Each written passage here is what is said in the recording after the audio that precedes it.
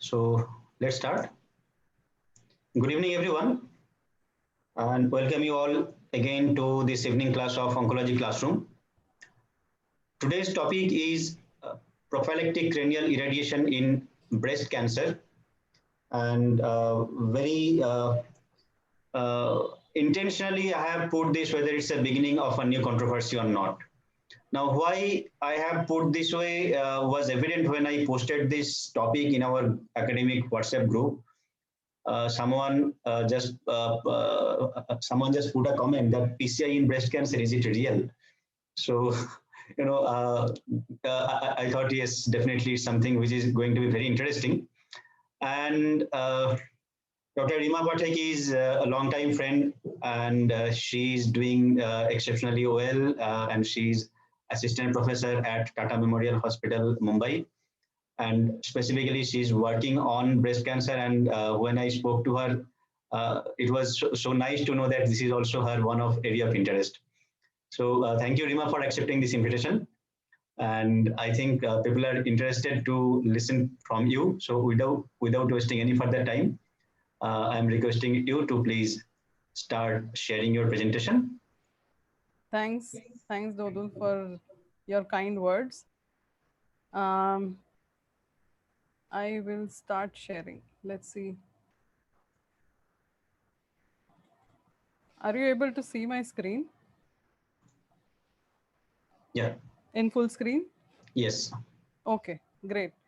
So, good evening, everyone. I'll be talking about the role of PCI in breast cancer. And like Dodul said, it's a fairly offbeat topic. And before you all sort of were let in, we were just generally discussing about how offbeat this topic is.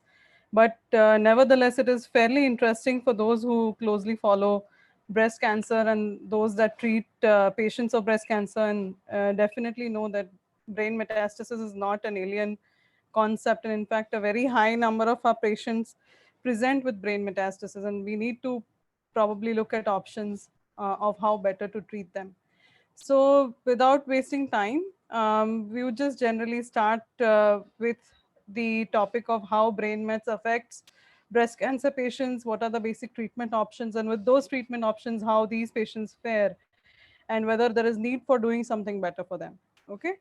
So breast cancer is one of the commonest cancers in women, and in India, annually about 1,62,000 women are newly diagnosed with breast cancer.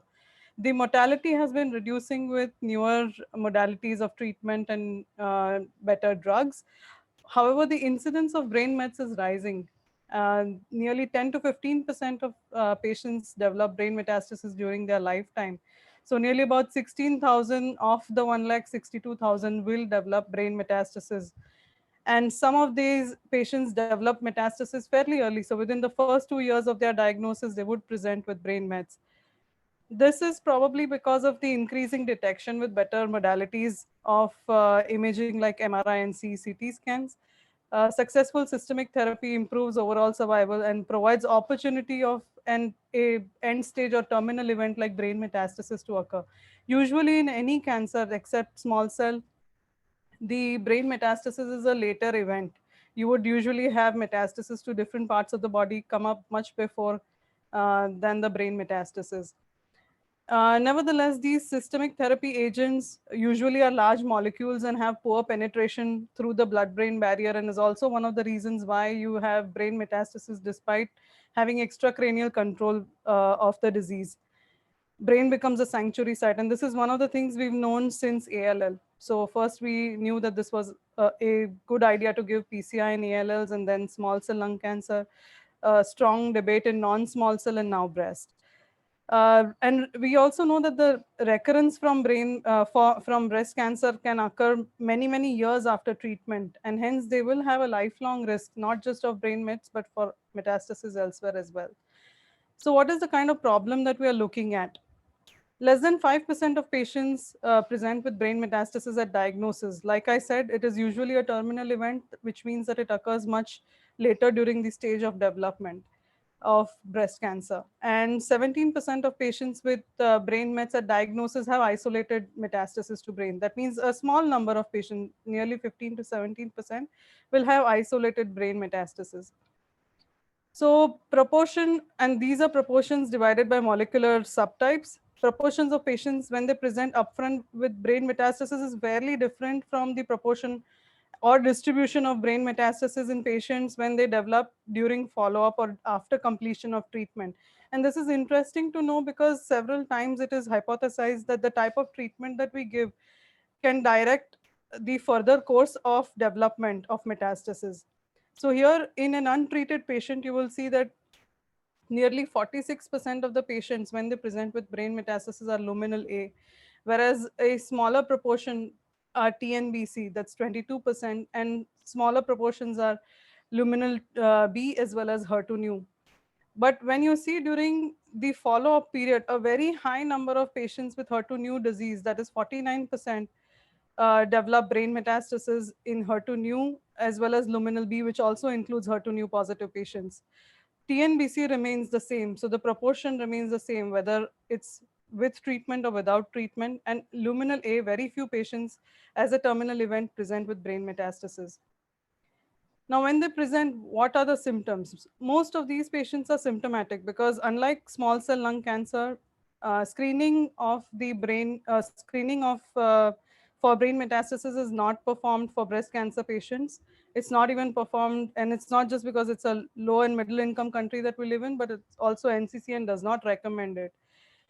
Typical symptoms include headache, irritability, seizures, neurodeficit, memory impairment, and disrupted quality of life.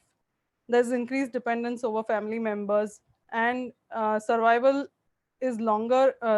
They survive longer than most patients with brain mets. That means I'm comparing here different sites of disease.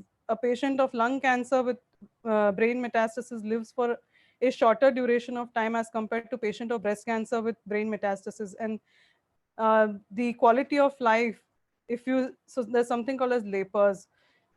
If you think in that sort of terminology, you will see that the disturbed quality of life has to be borne by the brain mets breast cancer patients for a longer duration as compared to any other sites, and hence it is seriously distressing to bear these. So what are the factors that guide treatment decisions? Most of the times we will prognosticate these patients, even in clinics, even if you don't practice these scores, but in a clinic, most of us will look at the KPS of the patient and decide what is the type of treatment that can be offered to these patients. There are several prognostic factors and indicators, as you can see on the screen over here. However, the most commonly used ones are the RPA class and the disease-specific GPA. Now, the RPA or recursive partitioning analysis is dividing the patient into three different classes, where class 1 is the best prognostic class, where the patient is younger than 65, has a KPS of more than 70, controlled primary and no extracranial disease. Class 3 is a person with KPS less than 70, and class 2 is anything in between.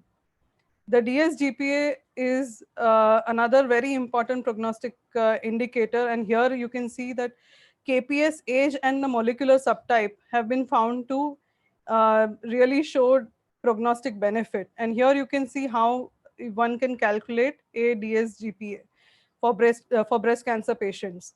And here you can see that the subtype basal connotes the worst prognosis, and whereas subtype of luminal B, which has HER2 positive as well as hormone receptor positive, connotes the best prognosis, and we will come to this later also.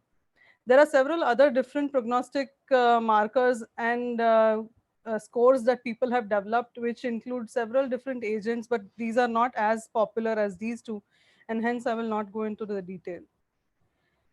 So among the different modalities used for brain metastasis treatment, chemotherapy is one of the chief modality. Control of intra as well as extracranial disease is better when you use chemotherapy, chemotherapeutic agents. Nearly 20 to 60% of intracranial disease also respond to chemotherapy and help in prolonging the survival. Unfortunately, if the KPS is less than 70, many do not receive chemotherapy and have poor survival, and there is evidence to that effect. In a patient with HER2 positive disease, if you add trastuzumab, it definitely improves intracranial control as well as overall survival. And and though we had talked about trastuzumab being a larger molecule and having difficulty in crossing the blood-brain barrier, after radiotherapy or in patients with leptomeningeal disease, it has been seen that the levels of trastuzumab in CSF increase or improve dramatically, and hence trastuzumab can be used for treatment of intracranial disease also once radiotherapy has been delivered to these patients. Local therapy can be anything like WBRT or radiation therapy or surgery followed by radiation therapy. Radiation therapy are different types. We will definitely not go into details of these. You will have SRS, SRT, where you treat with 1 to 5 fractions of radiation. If you are going to operate, you can still treat with conformal radiation like cavity SRS and cavity SRT. The more inclusive forms of radiation are whole brain radiation, and that can be delivered as simple whole brain radiation therapy, which is more popular, or with hippocampal avoidance of whole brain radiation therapy. We'll come to this later. What one sees is that with all of these types of treatment, there is definitely neurocognitive deterioration. So there is also economic burden of bearing systemic therapy and investigations. So when one changes one line of treatment to another, mostly these drugs are less effective and more expensive. And hence, if you allow brain metastasis to occur, and then you have to go undergo all of these treatments one after the other, it will definitely be an economic burden on these patients. Many of these patients, remember, would also lose their jobs and definitely add to that economic burden. What is the survival of these patients? There is, Dodul, someone's waiting to be admitted. Okay, so what is the survival of the patients after brain metastasis? So patients have poor prognosis, many of them, and as you can see over here, there is differential survival based on the molecular subtype. Several times, whether or not you give chemotherapy or whether you give the same type of chemotherapy in these patients, the survival still will be different just by the virtue of a different molecular subtype of these patients. Um, just 1 second. Dodul, Yeah, do I have to keep I admitting? am, no, no, you please carry on. I am checking it. Okay, Yeah. okay. So, uh, yeah, coming to the median time to development of brain metastasis. So, several patients. So, if you had to do something to prevent brain metastasis, it is important to know which patient will develop brain metastasis at what interval, like the median interval. And here you can see that the median interval to time to brain metastasis is the lowest for triple negative subtype. Here you can see within 21, that's the median time to development of brain mets, whereas the longest is for luminal A subtype. And here I have written 13 months is for MBC patients. So in a patient who has MBC, these patients develop brain metastasis in a median of 13 months. So within almost a year, they will definitely come up with brain metastasis, and is a population where we could look at preventive measures. What is the median survival? And the survival ranges from 2 to 25 months on an average. So suppose you have to just quote something for a patient, you can look at a molecular subtype of the patient and quote that a TNBC patient who survives the least and is between 6 to 7 months. The HER2/neu positive patient or luminal A patient survives between a year to 15 months to 17 months, whereas luminal B, all of these patients survive the longest. And across all series, several series have reported this phenomenon. And here you can see that in our practice, if a patient has HER2 positive disease, they will follow HER2 directed treatment. So a HER2 positive patient, so luminal B patient will not be given hormonal therapy for treatment. But still a HER2 positive with hormonal receptor negative patient will do much worse as compared to a patient who will receive the same treatment but is luminal B. My slides are not rolling. Oh, here, come. There is also the risk of intracranial progression and neurological death in patients who have brain metastasis. And it is the most common cause of death in 55 to 60% of these patients who develop brain mets during their lifetime. It has also been seen that early detection of occurred brain metastasis with screening and early treatment has shown to reduce the incidence of cerebral death. it has not shown to improve overall survival. So this was a study which was looking at just screening MRIs. So if you do interval MRIs, what is the benefit? Is there any survival benefit? So there was absolutely no survival benefit in that, but definitely patients who died of a neurologic death were much lower in patients who were treated early by early detection rather than waiting for the patients to develop symptoms. So that is one advantage you can give to that patient. The different options available for preventing brain metastasis are: one is frequent screening with MRI. So it is suitable if the median time to development is relatively shorter and the proportion of patients developing brain metastasis is higher. So only then this particular option becomes cost effective. Otherwise, it's not cost effective to continuously or at every 3 months do MRI of the brain for several years together. It prevents symptomatic presentation, and interval progression is always a problem. The other alternative is to use better drugs in HER2 positive patients such as lapatinib or tucatinib. So now there are better TKIs like tucatinib, which have much higher penetration in the brain and have shown to be better when used in combination with trastuzumab and capecitabine in few studies. There are other HER2 ADCs or drug conjugates like deruxtecan, which are also showing better use. And then there is our PCI, which is not as expensive as these medications. And we will talk about it in detail. So why PCI? Why do you want to give PCI? What is the rationale behind it? So nearly 90.5%, so nearly 90% of the patients have impairment at baseline. So if a patient has been diagnosed with brain metastasis in breast cancer, nearly 90% will present with some neurocognitive deficit at baseline, even before you provide any treatment for brain metastasis. So it's even before chemotherapy, even before radiation therapy, they will show some or the other neurocognitive effect.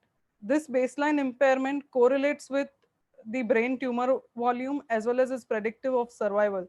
So the more impairment at baseline, the worse is the survival, and that is obviously related to the tumor volume. Breast cancer is a radiosensitive tumor, and PCI is definitely something that can work. Just like small cell and ALL, both are, I mean, they are way more radiosensitive than breast cancer cell lines, but nevertheless, breast cancer is still a radiosensitive type of cancer, and hence PCI should work. We know that cognitive functioning is going to affect the quality of life, and worse the cognitive function. That means when you wait for the patient to develop brain metastasis, you know that the baseline cognitive function is already suppressed and the quality of life is already going to be affected. And to prevent all of that, we can give PCI. You want to detect early before symptoms, we can repeat MRIs, but we looked at what are the issues with those type of with that kind of approach. You can always have compliance issues. You can have something called as a new term that I have learned called scanxiety, where patients before every MRI will undergo this serious anxiety issue about the results of the scan, and that's called scanxiety. And then there is, when we give PCI and prevent brain metastasis, there is reduced burden of changing systemic therapies, chemotherapy, targeted therapy, and the cost with all of that. So how do we treat prophylactic, how do we deliver prophylactic cranial irradiation? It's simple. It's whole brain plus meninges up to C1. You can do it using simple bilateral portals. Till now, all the evidence that has been gathered for all different types of PCIs, be it for leukemia, be it for small cell, non-small cell, and for that matter for breast cancer, all of that has used simple techniques, bilateral or bilateral but conformal. And those fractionations used were 8 gray single fraction to 20 to 24 grain 10 fractions, 30 grain 10 fractions. Some studies have used much higher doses like 36 to 40 gray in 12 to 16 fractions. And the results have been varied. So when we talk about evidence for using PCI in breast cancers, we have only one phase 3 randomized study which was planned as a phase 3 randomized study, but we'll come to it. It accrued, it was from UK, it's called as the Anglo-Celtic study. It accrued only 51 patients. It accrued between 2010 to 2007 to 2010, and it closed early due to poor accrual. The aim was simple. It was simply comparing PCI versus no PCI in HER2 positive patients who were eligible for receiving trastuzumab and had recurrent disease, which was LABC type or had MBC. Here you can see the schema of the study. It was simple randomization of PCI versus no PCI. If PCI was given, the standard was 1310, but they could give nearly 24 gray in 10 to 12 fraction, because that was the time when the low dose PCI data was had sort of started to come out for small cell lung cancer, and that is why the 24 gray in 10 to 12 fraction was also allowed. And between 0 to 6 weeks of starting trastuzumab, they would again check for disease progression. If the disease did not progress, they would randomize the patient for receiving, they would go ahead with the treatment as per the randomization. However, they would do a baseline MRI to rule out occurred brain metastasis, and that if positive, obviously they would receive therapeutic cranial radiation and not PCI. To improve accrual, in fact, previously they had planned 0 to 6 weeks. To improve the accrual, they actually changed it to 16. Up to 16 weeks was also a patient was eligible to participate in this study. It was designed to detect a hazard ratio of 0.55 with a two-sided alpha of 5%, and that would have reduced the incidence of brain mets from 35% to 21% at 2 years. So just remember, even after giving PCI, they expected that 21% of the patients would still end up showing brain metastasis, and this might be of slight worry to us because these patients will require re-irradiation. The target accrual was 390 patients over 4 years, and we've seen that it closed, so it could not accrue all of those patients. Coming to the salient results of this study, now brain metastasis developed in 14 patients out of these 51 patients, in the PCI, 5 in the PCI group and 9 in the no PCI group.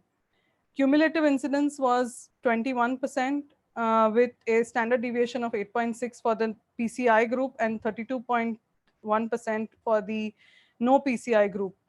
Now, in best case scenario, so when you have a standard deviation of 8.6, that means you can either add 8.6 or subtract 8.6. So in the best case scenario, if the cumulative incidence was lower for PCI subgroup, the difference would have been 12.4% cumulative incidence for PCI. And if you would have added the standard deviation of 9.8 to the 32% in the no PCI group, you would have had a 42.2%. And you can already see that there can be a dramatic difference of giving PCI versus not giving PCI. And in the worst case scenario, which obviously it's not possible that the PCI group will have more metastasis, this would have been the case. Here you can again see the same cumulative incidence difference between the PCI versus the no PCI. The hazard rate for the effect of PCI was 0.57, and this is very close to 0.55 that they had planned. But the difference was obviously statistically not significant because they could not accrue that many patients. So in 51 patients, you cannot say that this difference is statistically significant. However, the hazard is much better with PCI. The two-year overall survival was obviously not something that you would have expected for it to change. And it was not one of their primary endpoints. However, it was one of the secondary endpoints. Even though numerically lower, so PCI group did a little worse, it was not statistically significant. All patients died from progressive breast cancer. So none of these patients died from any other cause. Now, if you see over here, the first progression, site of first progression was cranial in only three patients out of the patients that were randomized to the PCI arm, that is 26 patients. Out of 26, 3 patients had cranial progression, whereas most of it was extracranial. Whereas in no PCI group, nearly 8 of them had cranial progression as their first progression. When we look at death, so neurological death, like we were talking about neurological death, 3 out of 13 patients had neurological death, whereas in the no PCI arm, 4 out of the 9 patients had neurological death. And it is expected, like we said, nearly 57 to 60% of the patients who develop brain metastasis during their cancer lifetime, they will progress to die of neurological causes. So looking at toxicities and quality of life, in terms of grade 3 toxicity, 3 out of 24 patients developed grade 3 toxicities. One had grade 3 nausea vomiting, whereas 2 had grade 3 fatigue. One patient in the PCI group had withdrawn because of grade 3 headache. Nearly 100% developed alopecia, and most of them also developed alopecia because of addition of chemotherapy, but the hair returned by around 11 to 15 weeks. Looking at the quality of life and the neurological function tests, most of them filled the HADS, the EORTCQLQC, and the BN20 at baseline. So nearly 92% filled it, but by the time they had to look at the completion rate of questionnaire at the end, nearly 60% only were the ones that were filling all of these long questionnaires. There is a different type of Edinburgh cognitive assessment questionnaire which was used by them. If you look at this particular questionnaire, it is very similar to the MMSE, but more detailed and more exhaustive. And it is supposed to have better validation as compared to MMSE, and better sensitivity as compared to MMSE to even pick up Alzheimer's patients. And hence, this particular questionnaire was used by them. And 74% had filled at baseline, whereas nearly 44% were the only ones that were filling even on follow-up. There was no apparent effect of PCI on either the global or individual scales in these 51 patients. One patient out of these 51 had occult brain metastasis at screening. And if you have such low numbers, that means only 2% have occult brain metastasis, screening MRIs probably are not the best option for one to start such a study. Another study, which is only printed as an abstract form, and it was presented in ASCO in 2008. This is from Egypt, and this study accrued 62 patients, PCI versus no PCI. It was a simple thing. In the previous study, Anglo-Celtic study, they had looked at patients with recurrent disease as well as those with metastatic disease.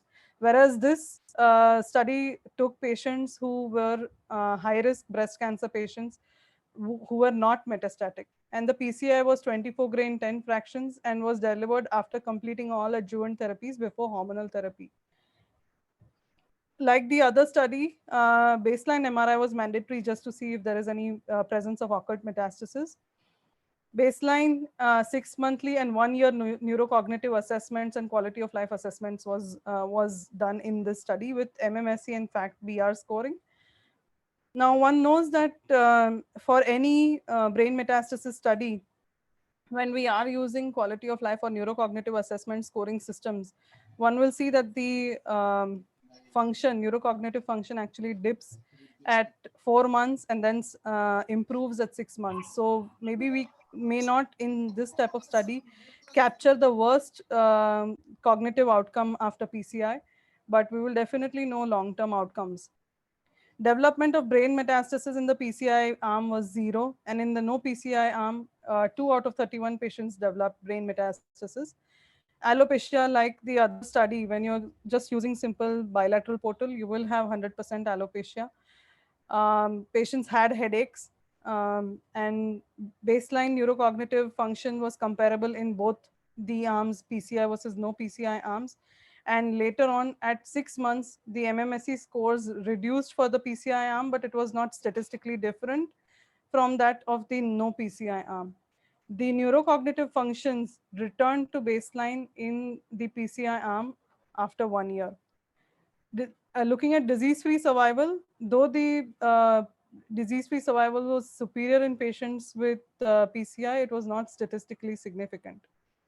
There is, in fact, only this much that has been reported in the abstract, and there is no full paper. So unfortunately, there is nothing more that we get out of this study.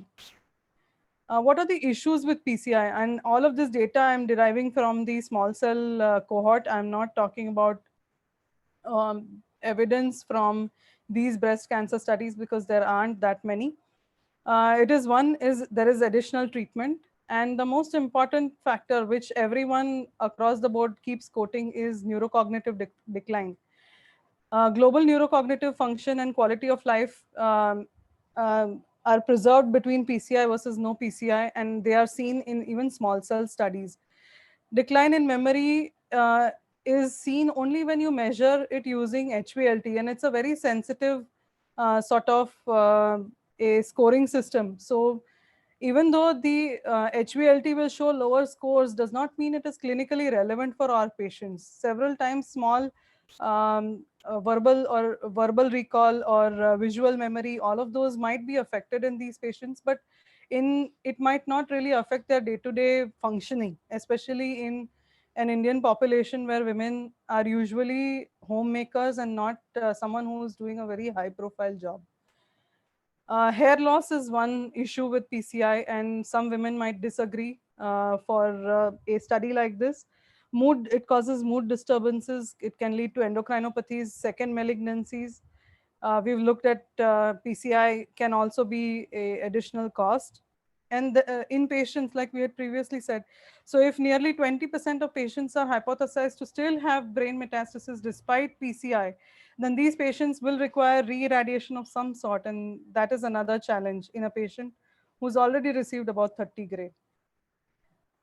This is one study, an interesting study for patients who were provided PCI, but this was a patient cohort where BMT was given. And these are breast cancer patients who received BMT, and this is the Fisher's sort of hypothesis and study based on that Fisher's hypothesis that breast cancer is a systemic disease and one needs to probably use bone marrow transplant to cure these patients. So about 24 patients were accrued in this study. I mean, it's not relevant in our clinical practice as of now, but it showed what can happen when you combine high dose chemotherapy with PCI to patients. So in between 1995 to 1998, nearly 24 patients received this sort of treatment, where 5 were LABC and 19 were MBC. 12 patients were hormone negative. At that point in time, HER2 testing was not done, so we don't know how many were HER2 positive. As a part of a different study, 14 patients had undergone HER2 testing, and out of them, 4 were HER2 positive. But which one of these were HER2 positive, we don't know in detail.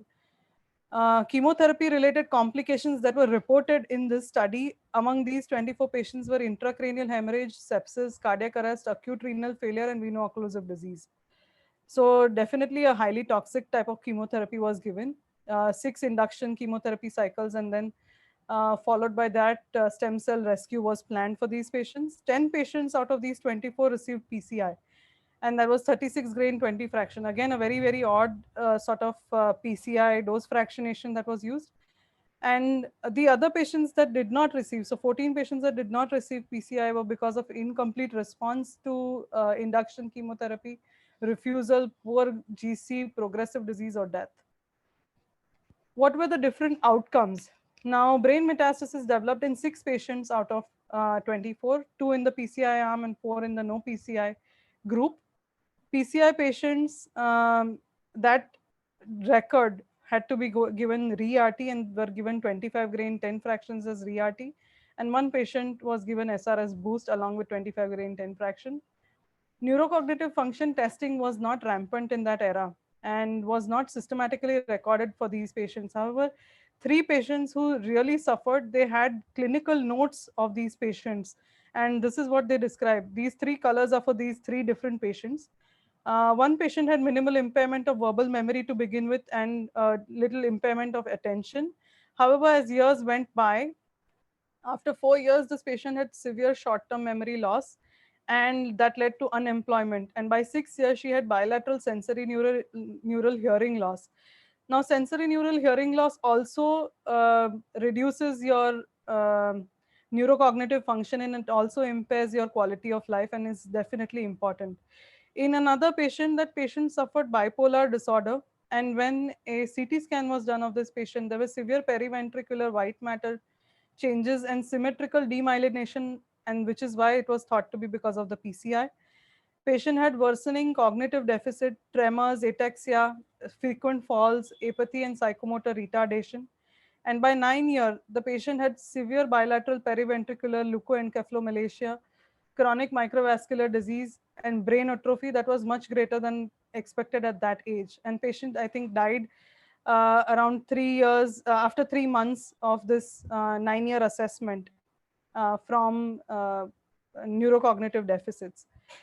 After two BMT, so the third patient had BMT twice. Once after once the patient failed again. After the second patient, second BMT, the patient developed anxiety, poor cognition, and progressing into apathy and strange personality. This was recorded for the third patient. One has to understand that this was a cohort which was heavily treated with chemotherapy and stem cell transplant, and all of these therapies, chemotherapy, hormone therapy, stem cell, radiotherapy, all of them cause neurocognitive function changes. So one can't extrapolate the evidence from this particular study into the modern day practice. Definitely not in breast cancer. Now, how does one select the patient? So if we had to still go ahead and give PCI, how should one proceed?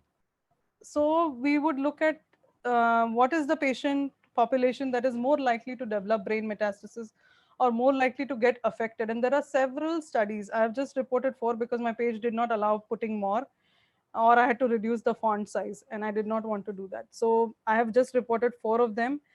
Most commonly, all of these patients have reported age, so older age group, more than 4 nodes positive, ER negative subtype, HER2 positive subtype. Those that live longer have a higher DFI, show more rates of brain metastasis. Some studies have also gone on to say that patients receiving trastuzumab have higher risk of brain metastasis. Some say that liver metastasis is an important factor. Grade is an important factor to be considered. It is very difficult to make sense out of all of these studies and put together one particular scoring system. There's another index called Brain Relapse Index, which says that HER2 positive, short DFI, and lung metastasis, if any two of these are present, that means if the patient has HER2 positive disease and a short DFI, person has 20% chance of brain metastasis, or HER2 positive and has lung mets, 20% chance again of having brain metastasis during the lifetime. So there are several of these indicators that can be used. Again, my slide is freezing. Yeah, there are different nomograms as well. There's a nomogram by Sep et al, and this was used in 2008, the one onto your left, a very simplistic one. And 2008, remember, the HER2 targeted therapies were not very well developed. And as you can see, it's a very, very simplistic put MBC. If the patient has liver metastasis and is HER2 positive and responds to chemotherapy, you should give PCI. If they have this but is unresponsive to chemotherapy, there is probably no benefit in giving PCI. Or if there is absence of these features, you do not give PCI again. So this was a suggested nomogram by Sep et al. There is a very exhaustive nomogram over here onto your right by MD Anderson group and was again published in 2010. And here you can see that age, histological grade, the ERPR and HER2 status, delay between diagnosis and first metastasis, that is DFI of the patient, and number of non-brain metastatic sites are taken into consideration, and a nomogram scoring is developed, which again guides you into telling how many of these patients or what is the percentage of this patient to develop brain metastasis. And maybe such a nomogram can be used to identify patients who have higher risk of developing brain metastasis. Further on, the MD Anderson paper also showed that if a patient is selected by using a nomogram, then there is higher chances of you trying to higher chance of you selecting a better population, having low issues with target accrual, as these patients will have higher events and quicker results. So here, as an example, they said that if a patient has more than 25% chance of developing brain metastasis, you will be able to take only 50% of patients, but those 50% of the patients, in them you would be able to prevent nearly 90% of brain metastasis, and hence it becomes relevant. Looking at biological markers, this today's day and age, you can't talk about a breast presentation without talking about biological markers, and this I had to include. So in another study, they looked at with clinical factors, they also looked at 13 gene panel testing. So here you can see on your right, these are the various genes that they had seen in these patients of who had HER2 positive disease, and did a quantitative RT-PCR on them. And from that, they derived using a multivariate analysis that there were 3 genes that were associated with patients that developed brain metastasis, and these were RAD51, HDGF, and TPR. So these genes, if present in the primary tumor, showed that they had higher propensity of developing brain metastasis, and this perhaps can be one of those, again, that can be used in selecting patients for such a treatment. Moving ahead, yeah. So among the HER2 positive, so now that you've heard most of the presentation where you saw that I'm harping on HER2 too much, uh, one has to realize that within HER2 also there can be patients where you would want to select. So here some studies said that as the first site of recurrence, a patient who has HER2 enriched subtype more than luminal B, that means HER2 enriched subtype only with ERPR negative, will have higher chance of having brain mets as the first site of recurrence rather than luminal B, which also has ERPR positive disease. Younger age with HER2 positive or stage 3 with HER2 positive, and those that receive trastuzumab have higher propensity, and maybe those should be selected. The other important factor was the overall survival is similar between patients who are symptomatic versus asymptomatic. However, neurogenic deaths are higher in patients that are symptomatic, and that we have already discussed. Among those patients who are HER2 positive and taking trastuzumab, there is really no study that tells us whether there is difference in patients that are taking shorter course of trastuzumab versus longer course of trastuzumab, and hence we cannot select based on that. There are other factors like GRP94 is a signaling regulator and a major endoplasmic reticulum chaperone. When there is tumor hypoxia, it activates the endoplasmic reticulum and upregulates GRP94. This, as well as the fibroblast growth factor inducible protein called FN14, these two are also related with HER2 positive disease and brain metastasis. And that is because the FN14, it interacts with many intracellular signaling pathways, regulating the perivascular astrocytes and the blood-brain barrier interface. So when you know that something is interacting with the blood-brain barrier interface, it can definitely be of importance. And within HER2 positive subtypes, this could be important. The other most important factor that was found in this particular study was that a TP53 upregulation and copy number alterations were common across all subtypes, not just the HER2 subtype. Across all subtypes, TP53 was a driver seen in those that presented with brain metastasis, and again, one of those factors that need to be studied in detail. How will you select the dose and technique? Now we saw that different doses were given to patients across different studies, from 8 gray single fraction to really high doses. So there is a famous operin meta-analysis. Everyone would probably know that for small cell lung cancer. And in this operin meta-analysis, an indirect comparison was done, an indirect subgroup analysis was done, which showed that 8 gray, 24 gray, 30 gray, all of these led to reduction in the relative risk of brain metastasis. So with 8 gray, only 24% patients would probably benefit. With 24 to 25 gray, 50% patients would benefit. With increasing doses, more and more suppression of brain metastasis is seen. But you also know from studies, by increasing doses more than 30 gray, survival difference was not seen. So we may still be able to reduce the brain metastasis rate, but overall survival does not change beyond 30 gray in 10 fraction, and which is why it would be more important to focus on the neurocognitive deficits in these patients and limit the doses to less than or equal to 30 gray in 10 fractions. Looking at the other important forms of types of treatment that can be delivered to these patients where neurocognitive deficits can be avoided. So we know from the NRG Oncology CC01 study, hippocampal avoidance with whole brain radiation therapy plus memantine was used in patients with brain metastasis. This is a study purely for patients with brain metastasis, but I'm just generally trying to show you how hippocampal avoidance plus memantine can lead to preservation of neurocognitive functioning. And maybe that is the way to go forward if we have to deliver PCI in these patients. So this is a phase 3 randomized study of hippocampal avoidance WBRT. Memantine was used in both the arms. And here we see that there is lower neurocognitive function failure risk seen with hippocampal avoidance as compared to those patients who received simple whole brain radiation therapy. There was lower risk of deterioration in executive functioning at 4 months. Encoding and consolidation, different types of scales were used to evaluate these functions. And you could see that statistically significant difference existed in patients who were provided hippocampal avoidance versus those who were treated with whole brain radiation alone, whole brain radiation with memantine. And also patient reported fatigue, difficulty in speaking, and problems remembering things were significantly different at 6 months with hippocampal avoidance as compared to that without hippocampal avoidance. And probably this is the way to go.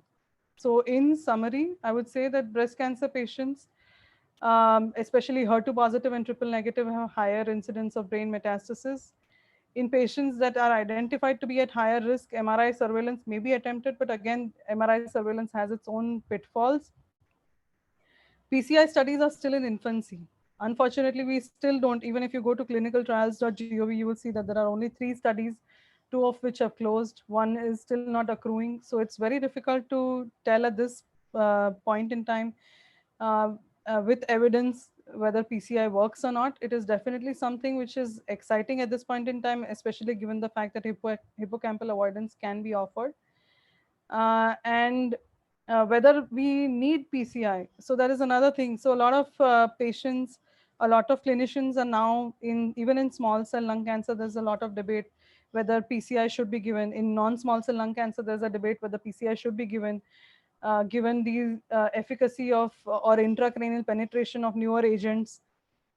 This could perhaps also be one of those where I think recently one study with trastuzumab, tucatinib, and capecitabine showed that the intracranial penetration of tucatinib was much, much higher as compared to any other TKI or any other breast cancer agent, and whether PCI will be needed in these patients. However, one has to remember that these agents are fairly expensive.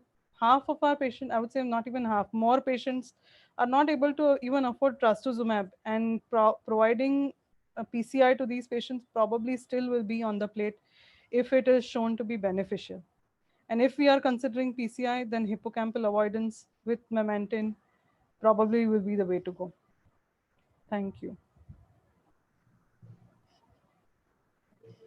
Thank you, Rima. Excellent class.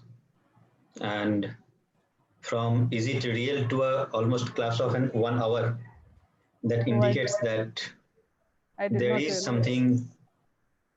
Yeah, am I audible? Yeah, yeah. Yeah. So I think this can generate a lot of interest among other people also, and maybe a trial will be possible sometime in our country. We do not have dearth of patients. It's just I think it's kind of better collaboration which can give better outcome. Couple of questions, if you please allow us to take. Yeah, yeah. Please go ahead. The first question from Dr. Samsung A50, I don't know the name. Ma'am, how about the role of lapatinib along with olbrenarty? So, lapatinib, as in PCI, lapatinib, PCI and lapatinib, or for treatment of brain metastasis? That was not specifically mentioned. So let us discuss both of them.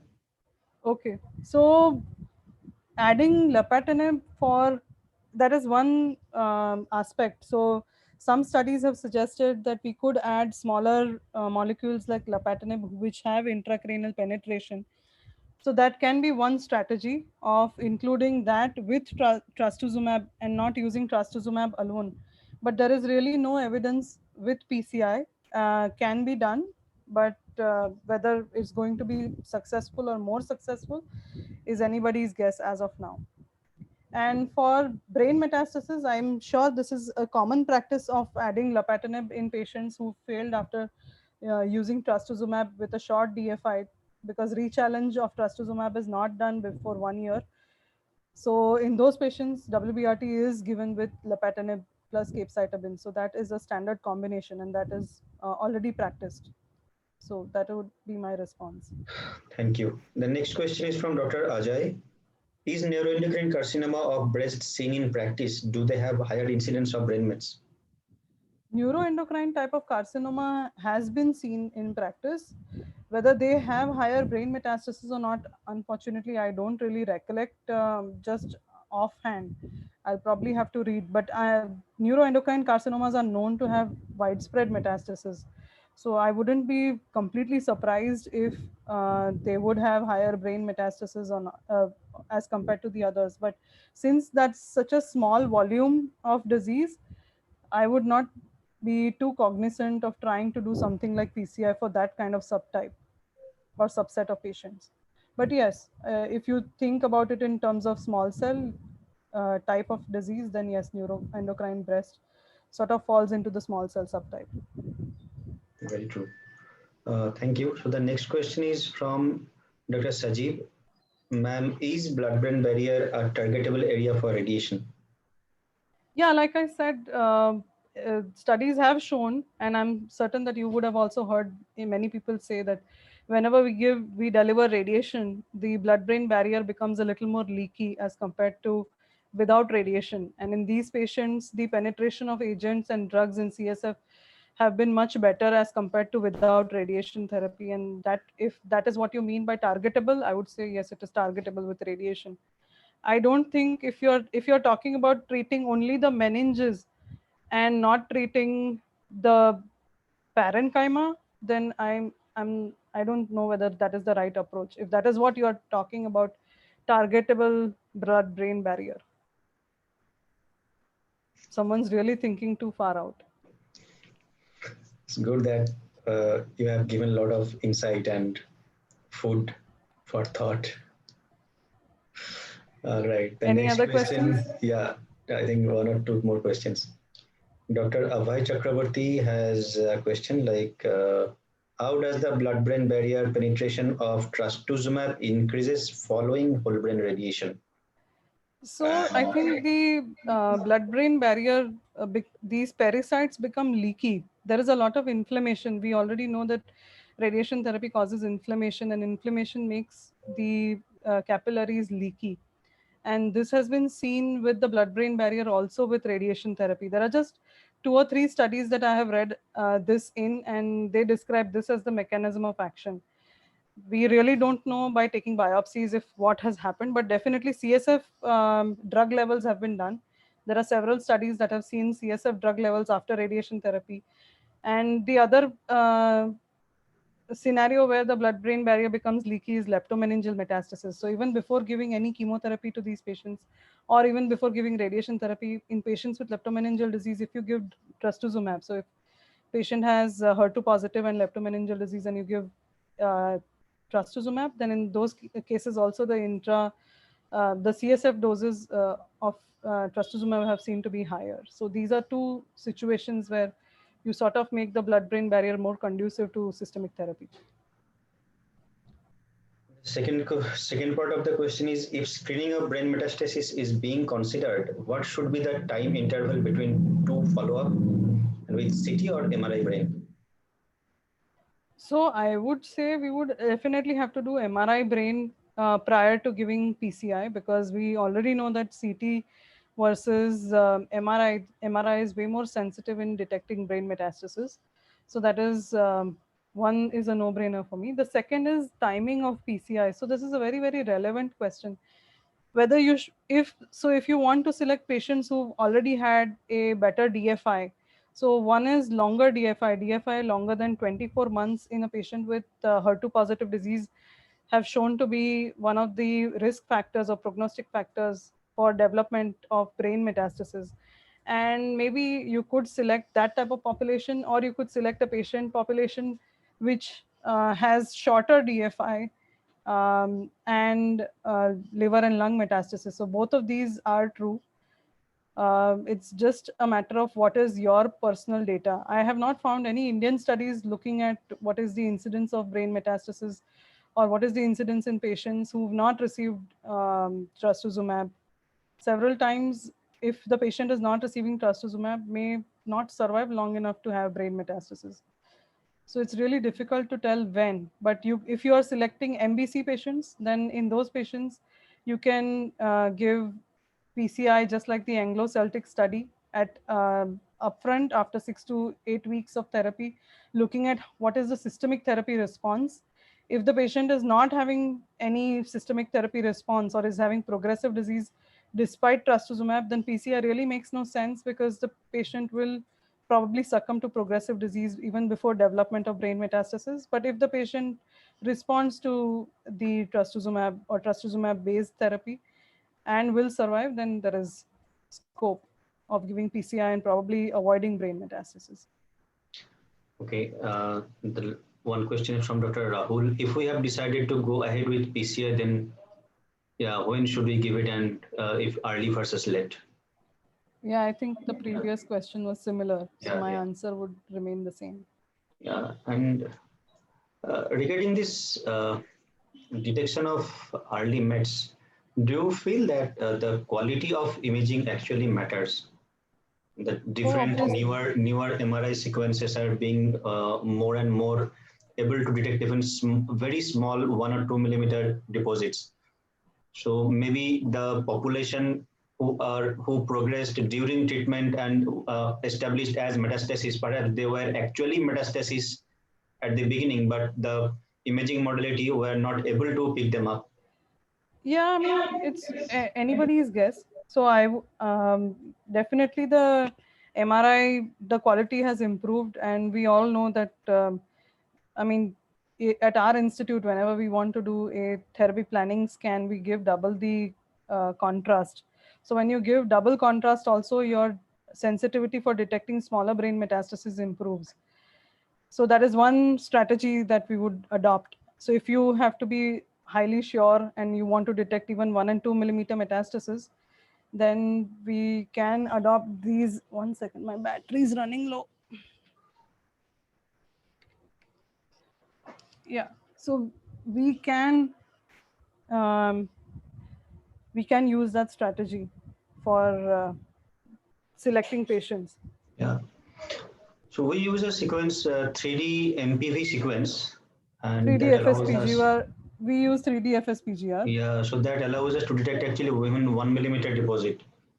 Correct. Now, if you do 3D FSPGR with double the volume of contrast, you will be able to pick up more. So that is what we do. Dr. Tanvi Shahid has said excellent presentation, Rima. Any particular patient where you will attempt to give or rather advocate PCI in breast cancer? So looking at this data, perhaps I would be tempted to, obviously within a study, not outside of study. I would like to probably study this in metastatic HER2 positive patients with shorter DFI who receive trastuzumab or who are eligible to receive systemic therapy, which is uh, controlling their disease, very much similar to the Anglo-Celtic study. I would probably try and attempt using in that particular patient. There is one study which is not accruing yet, is looking at patients with triple negative disease and liver metastasis in giving PCI versus giving no PCI. So triple negative subgroup is also one where we've really not been able to shatter the ceiling to try and achieve better survival. And these are also patients who have higher brain metastasis incidence. So maybe that subgroup also, it will be important to see in.